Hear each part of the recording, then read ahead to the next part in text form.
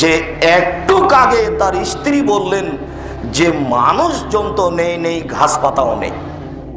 একটু পরে স্বামী বললেন যে আমার পরিবারের কিছু অংশকে মরুভূমিতে রেখে দিলাম, মানুষজন নেই, ঘাস পাতাও নেই।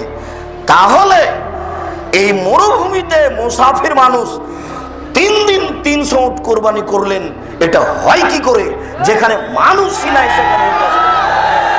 আশ্চর্য, এটা হয় কি করে? ও মুফাসসির সাহেব, এইভাবে তাফসির করছেন কেন?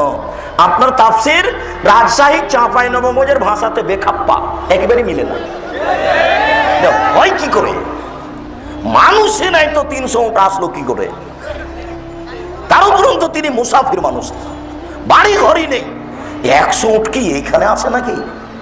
কেউ যে ভাবে না, কেউ যে একটু ধর্মের উপরে চিন্তা করে না। সবাই যে খাচ্ছে, পায়খানা করছে, দিন কাটাচ্ছে, কেউ যে চিন্তা ভাবনা করে না। অবাক, এটা হয় কি করে? আবার মুফাসসির সাহেব বলছেন যে কুরবানি হচ্ছে না কেন? লোহা লাগিয়ে দেওয়া হয়েছে ছুরির নিচে, তাই। আরে আশ্চর্য, ছুরির নিচে লোহা লাগানো হবে কেন? আল্লাহ বলে দিয়েছেন ছুরিকে, ছুরি তুমি কাটবে না, বাস, কিয়ামত পর্যন্ত ঘষটালে আর হবে না, আল্লাহ বলে দিয়েছেন। জড়বস্তু আল্লাহর কথা মানে, মানুষ আদম সন্তান বড় নিমুখ হারাম, আল্লাহর কথা মানে না।